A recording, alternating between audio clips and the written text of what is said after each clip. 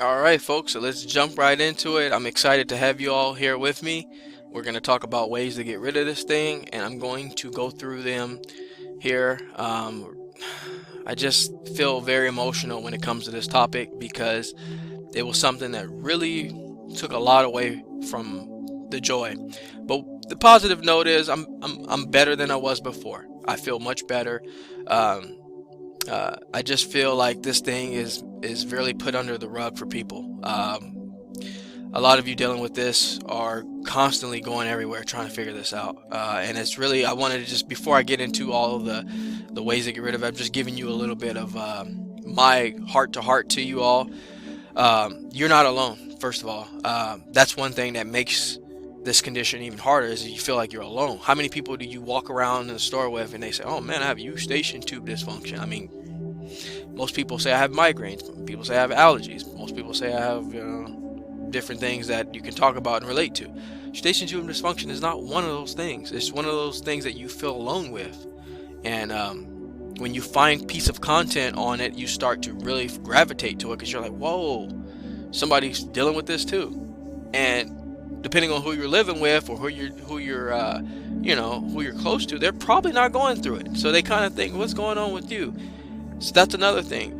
During those 2.5 years, having friends and family was challenging. I mean, they were there for me, but they were like, "What is going on with you? Like, what could be so bad about an ear problem? Just put something in there, get a drop or some cloth and get it out and be done." No, it affects you on so many levels that you can't even relate. You can't fathom how many levels that this condition bothers you on. It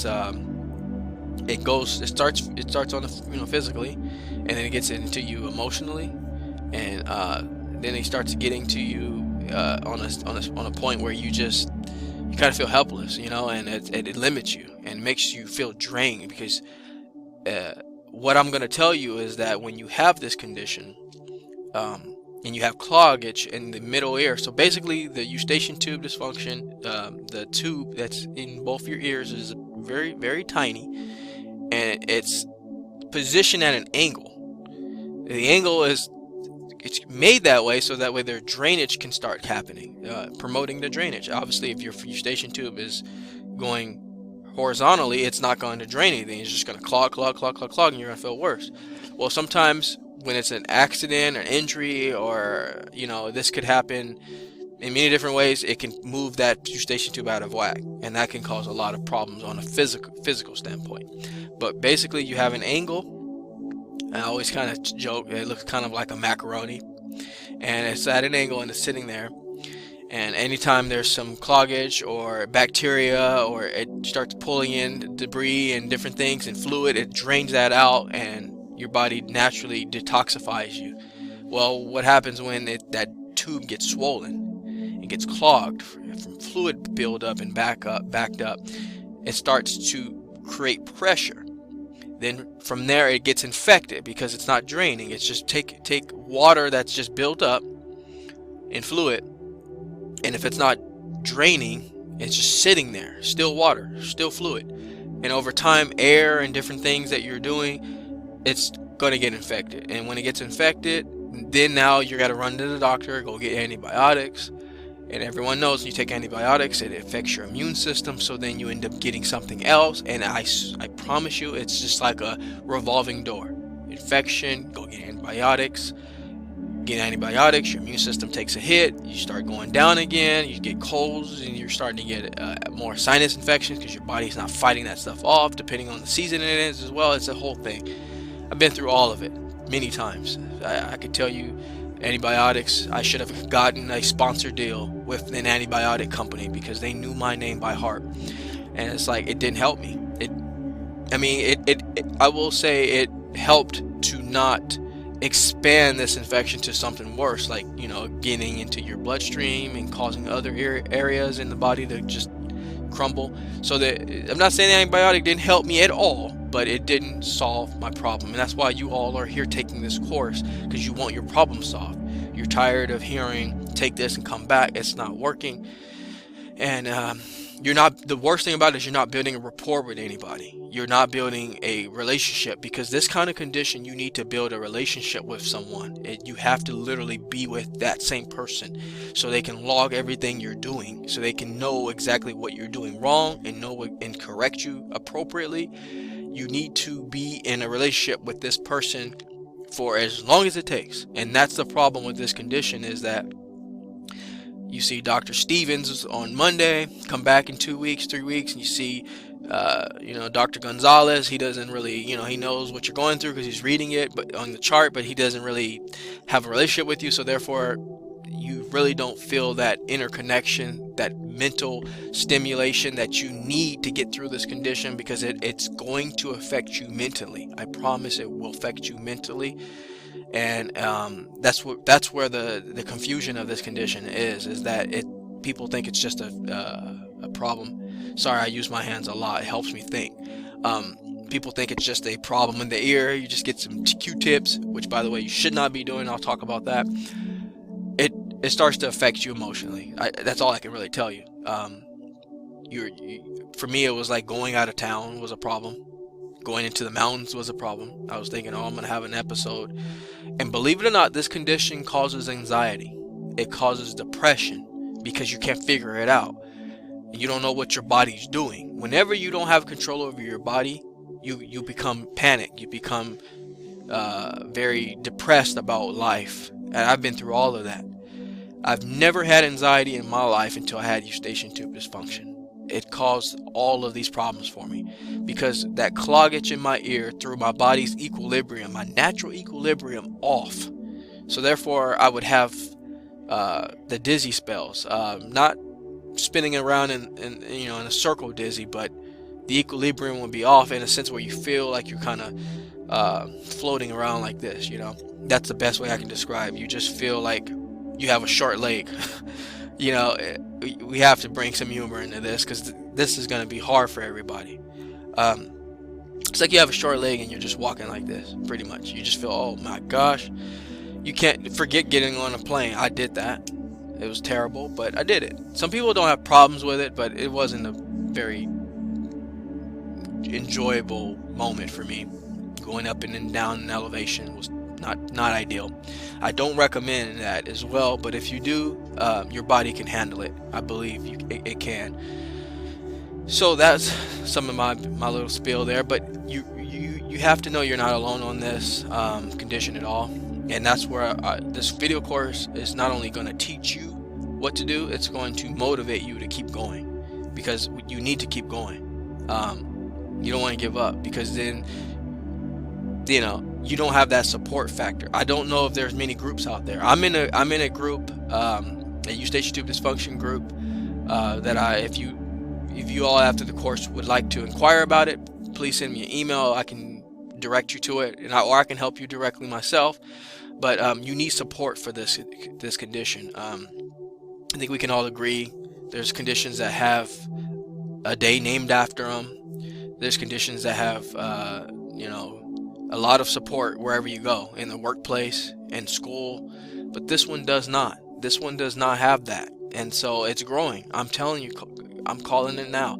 This condition is going to grow so much over the next 10 to 15 years. It's just going to be insane, because we're doing a lot of this, and people don't realize this is terrible. We have our eyes to help us, and we don't use them. Like, if you need to look down, use your eyes to look down. Use your eyes.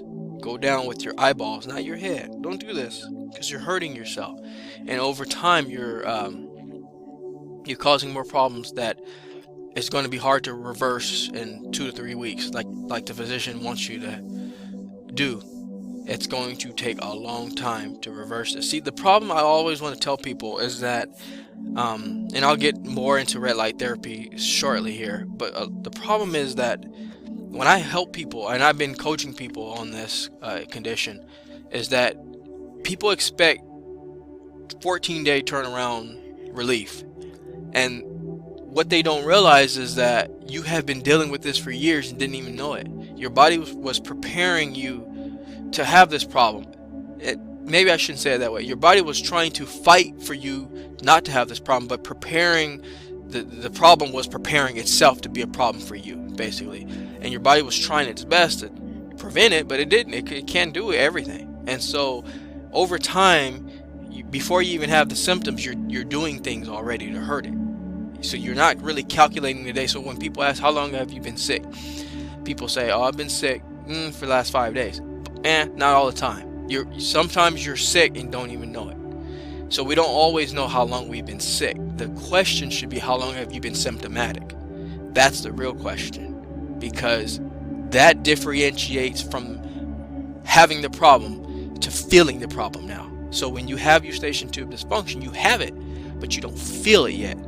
And that's why you can't expect something, and I'm going to talk a lot about red light therapy. Red light therapy is something that it's amazing, but you can't expect a drug, a stretching exercise, an infrared light, sunlight, vitamin D. You can't expect none of this stuff to heal you in 14 days or 12 days.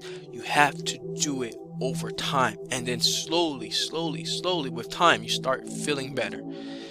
And that's what I want to tell the people out there, is that do not get your hopes up if whatever it is I explained to you, or whatever it is you're doing, is not over with in 9 days or 6 days or 3 days.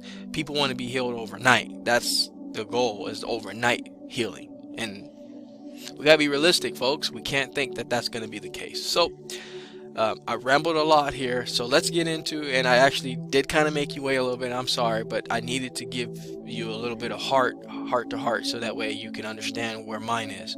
So going into the things that are going to help you feel better is that, like I told you before, you're going to have to process eliminate. I'm going to tell you something right now that may hurt your feelings. Coffee does not help. It doesn't help. And I have to tell you that, because some people are going to say, well, how do you know that? What makes you a specialist in coffee? Well, I'm not. But I can tell you right now that the people that I've coached and talked to, people in person, people over the phone, people on the computer, they all said the same thing. I drink coffee. And even worse, they say I drink more than 2 cups a day. So this isn't by no means good for you at all at this point. And we're not even going to get into how many creamers and sugars that's being thrown in that coffee as well.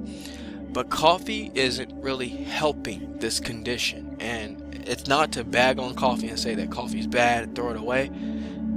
When you have this problem, you don't want to do anything. Now, some may disagree, but there's clean caffeine and there's polluted caffeine. Now, the coffee we drink, most of the time, it's coffee beans that have been sprayed with pesticides to preserve its goodness or flavorness, healthiness, whatever you want to call it. But the pesticides is not something that we should be consuming anyways. And over time, your body is getting these toxins over and over and over and over and over. When we're healthy and we feel healthy, we don't have any problems. We feel fine. And but when you're dealing with this condition where like you're off balance and you feel a little flustered and you're feeling a little pressured in the ear, things, caffeine is not going to, coffee related caffeine isn't going to help you. It's going to actually make it worse because of a couple things. Hydration is a big thing to get rid of eustachian tube dysfunction. People probably laugh at me that I preach on drinking so much water that water is coming out of your ears. People laugh and tease and they say, well, water is not going to heal you, man. It does. You're flushing everything out. Think about it. When you wash your clothes, what are you washing it with? Water. Yes, you're using detergent, but if you didn't have the water, what would the detergent do for you? You need water to flush. That's the goal. We're trying to flush it out. Doesn't mean water has an antibacterial or it's an anti-inflammatory ingredient or substance. It means that the water is creating a railway to get the heck out of your body, and that's what we need. We need the body to get it out of there. And if you're just piling up on nutrition and vitamins, it's just sitting there. And what's flushing it out? Like I said, going back to the washing machine analogy or metaphor, you put a bunch of clothes in a washing machine, just pour detergent and laundry soap on it and just let it sit there. All right, there you go. It's gonna wash by itself. Okay, even better. You can turn it on, turn it on. But what is it gonna do? It's not flushing it out. So we need the water to flush everything out. So coffee is not only zapping away the water from you, it's adding acid into the body as well. Coffee is extremely acidic. It's a diuretic, and it's zapping all that water that you had. Let's say you had a bunch of strawberries. Well, you drank that coffee, it's taking all that water that you just got in your body. And the whole point of getting rid of eustachian dysfunction is to flush. So by drinking that coffee, even 2 to 3 cups a day, you are dry as beef jerky. You need to find a way to hydrate every single day. By drinking coffee, you're already in the negative, because when you wake up in the morning, you wake up acidic, you wake up dehydrated. First thing you start drinking is coffee. That's not the best way to do it. It's my opinion, my humble opinion. You wake up in the morning, first thing you should do is drink some water. Just start drinking that water. Get it going. Even better, put a little lemon in it. That real lemon, not the plastic lemon that you can find, but get you a real lemon and put some water in there and get that pH levels. Get your pH levels up. Higher pH levels, you're gonna get more centered, more alkaline. Increasing alkalinity in the body is gonna help you be more balanced. It's gonna help not dry you out. Now, earlier I had mentioned drying out your ears. That's fine. That's what we want. We want our ears to be dried out. But when the body's dried out, that's a problem, because now our blood isn't flowing as well. Our oxygen levels are low. And if your oxygen levels are low, that's going to exacerbate the issue and maybe even give you anxiety, because the oxygen levels are low and you're having a hard time breathing. It's going to not help you feel better in terms of settling you, because caffeine is a stimulant. And by drinking that coffee, you're getting yourself all worked up, and we don't want that, because the problem is we are already worked up enough. We don't know what's causing this issue completely yet. So coffee that's a good name, by the way. Coffee's not helping with keeping you hydrated. It's adding unnecessary acidity into the body, and most of us are in an acidic state all the time. We eat acidic foods. We're always on the acidic side, most of us. It's not helping. It's not helping you in the terms of calming you down. Now, some will say, well, coffee calms me down. Well, that's all psychological, because over time you build this residual habit of thinking that you needed it. So then, of course, psychologically you're settling down because you think the coffee is helping you settle down. So you're actually causing yourself to mentally need it, in a sense that it's a routine. So anything that's routine related and you stay within a routine, you stay calm, because you know you're in the known. And anytime you're in the known, you're going to be naturally calm, because you know what's going on. It's when you take the coffee out of the equation, it took away something from you that was a known factor. So of course people say coffee calms me down. It's psychological, because you created a routine, and routines are hard to break. Just like cigarettes, you smoke a cigarette, it calms you down because it's a routine. It's something you do to be calm. It's something you do when you're in a calm state. So you create the relevance is created by the atmosphere that you are in. So when you're smoking that cigarette and you're relaxing, watching a game, your body relates that's what you're doing. So it gives you a sense of artificial calmness.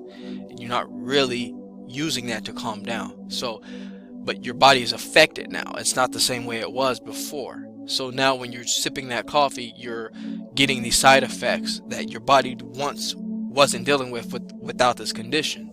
So that's why you really have to remember that coffee is good when you feel good. It's good in moderation. It's good when you're doing other things to keep your body healthy. When you're doing it and you're not doing other factors, like the alkalinity is off, you're not balanced. Let's be honest, like, it's not good to be all alkalinity either, all have the body all not. The body is made to be balanced.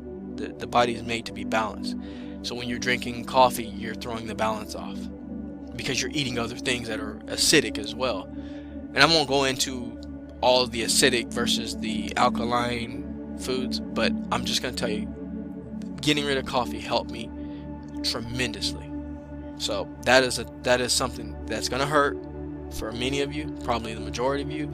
But if you really want to get rid of this condition, you have to get rid of the coffee, because you need to stay balanced and you need to stay calm. Some alternatives, as for me, is you're not gonna hear this, but water was my alternative. I drank a lot of water with fruit infused.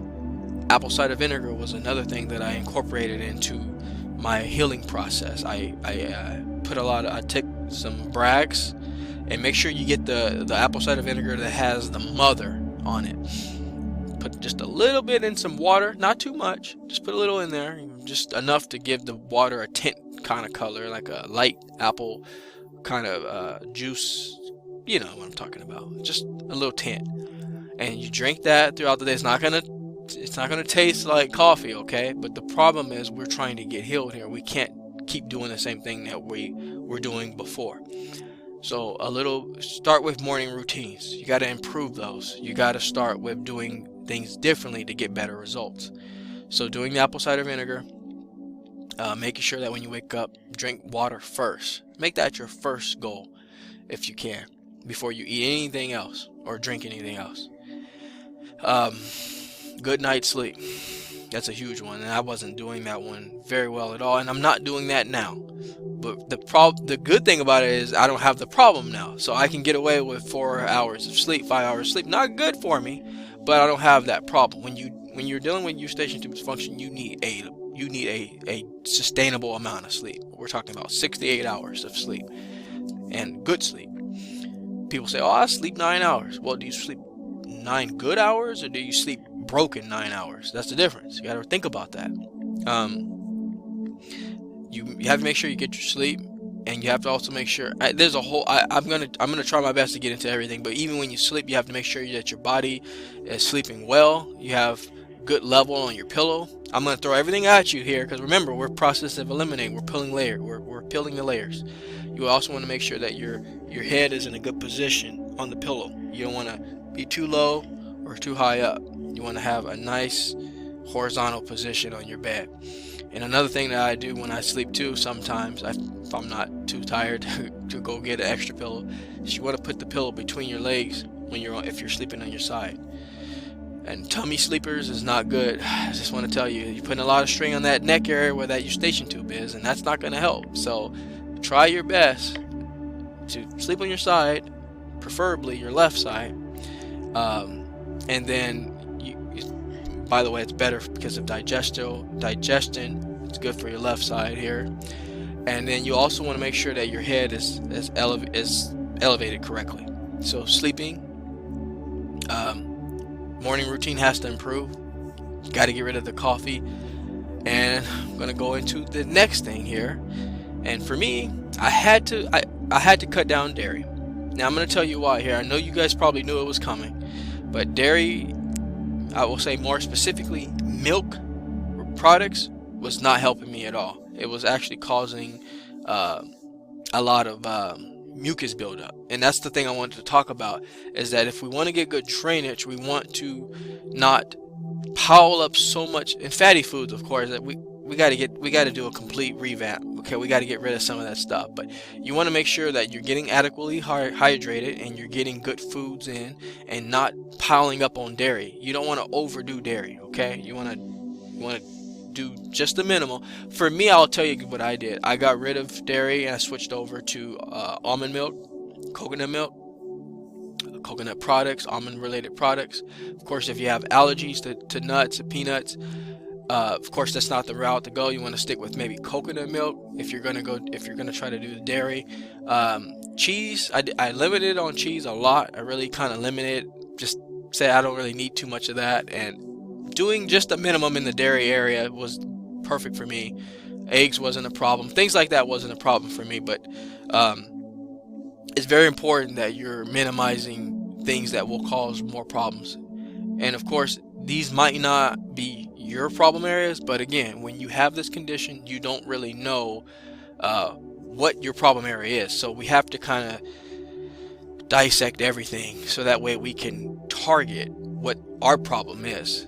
And at the end of that you get over that bridge and you get to the very end, you say to yourself, that's what it was. That's what did it. And then you can bring other things back in again. So I just want to let you know, those are the things that really helped me a lot. It really gave me a structure, and it really helped figure out, okay, that's the problem. So I hope I didn't throw a whole lot out there. I know I did. Oh, sorry, I left this one out. Stretching. And this is underrated, by the way. Stretching, before I even go to the next topic, stretching was a huge thing for me. The reason being is, again, if we have poor posture, we're actually creating the inflammation ourselves by doing forehead posture. What really helped me is a bunch of neck exercises. And what I mean by is very simple. Just take your hand here. I have my headset on, so it's a little hard, but you just want to make sure you tilt your head, get a good stretch, hold it for about 5-6 seconds or so, and just let it go. Do the other side, tilt, apply a little pressure, about 5 to 6 seconds, then you let it go. And there's a few others that I can show you as well. I'll be more than happy to outline more specifically into a category that you'd like to know more about. But overall, I don't want to do too much into every category, because then you're going to feel more overwhelmed than you do now. So stretching, better morning routine, watch your forehead posture, cut out some dairy, in my opinion. That's my personal opinion. And then the biggest thing is, I will say, cut out the coffee. If you were looking for alternatives, I didn't have a lot of problems with tea. Tea was not a big problem for me. Again, if I could tell you exactly what I would like you all to do, which you're gonna make your own determination when it really comes down to it. But I would say just no caffeine. You actually don't need it. I mean, I have not had caffeine in years. I'm gonna be honest with you all. I haven't had caffeine in years. I feel fine, and I sleep 5 hours a day, maybe less. And that's because I have a small child in the house. But I can tell you right now, caffeine is a great way to make people think they need it. It's just a great cover-up when your body naturally produces that. If you could just find the ability to take time to not need it, your body will naturally gravitate to not ever needing it again. It's not something you need as an adult. Sometimes we feel like caffeine is a prerequisite to adulting, and it's not. You actually contain the same abilities that you did when you were a child. You didn't have caffeine when you were a kid. And of course, environmental factors change, lifestyle changes. We know, obviously, when you were a kid, you were left alone. You didn't have to do a lot of stuff. So I understand that. But overall, your body is meant to naturally caffeinate itself, and you don't need that stuff. So if I could really tell you what to do, because I feel like a lot of you won't do the caffeine thing, the no caffeine thing, I would say get rid of the caffeine completely. You don't really need it, and it's not really helping you because your body produces it already. You can find natural energy boosting tactics in your food. Getting a lot of blueberries, fruits, antioxidants, that's what's going to give you that energy that you need, the clean energy. Greens, leafy greens. I have to tell you this, I also ate a lot more leafy green vegetables than I ever have. I ate so many leafy green vegetables. I did this every day. More specifically, I ate the dark green leaf vegetables, kale. Tuscan kale was something that I have talked about before. A lot of spinach. Juice it if it's hard for you to eat it that way. But you have to really overdo the leafy greens. You really have to do. And I apologize that I was going to skip to the next lecture without telling you that part. But I'm glad that I did. I looked at my notes. I said, forgot the important part is leafy greens. Leafy greens, leafy greens. I love leafy greens so much that I actually made a song about it. So please eat lots of leafy greens, okay? Like I said, kale was a big one, and spinach. If you can't remember all of them, those are the two ones that have really, and arugula. Arugula was a good one. Arugula, kale, and spinach were the 3 greens that changed my life. No joke. Those are the 3 ones that I think do the most damage when it comes to getting rid of problems in your body. Those 3 greens are going to be the super greens. So more leafy greens, more water, flush yourself out. Remember my example that I told you, like your body's a washing machine. It's not going to do anything by just pouring soap on top of clothes and running around somewhere like, oh, I'm walking every day and I eat vitamins. Think about yourself being a washing machine. If the washing machine runs too, it exercises, it has its vitamins, hence the soap, but if you don't flush it out with water, what is it gonna do? So you have to hydrate everywhere you go. Spring water is the best in my opinion. If you can get a hold of some spring water, some filtered good spring water, but overall just hydrate as best as you can. Even going even deeper than that, sometimes I take a tiny little bit of salt, throw it in there, a tiny little bit, not like sea salt, just a pinch. That just kind of helps detoxify you, alkalines the body a little bit, it's something that I think, and pink Himalaya salt. That's what I put it, a little pink Himalayan salt in here, and that really helps. So those are the things that are going to really help you feel better. My stamp of approval, my confidence in that is big. So all right, we're going to move on to the next lecture, and that is the last lecture, and that is going to be red light therapy. Stay tuned.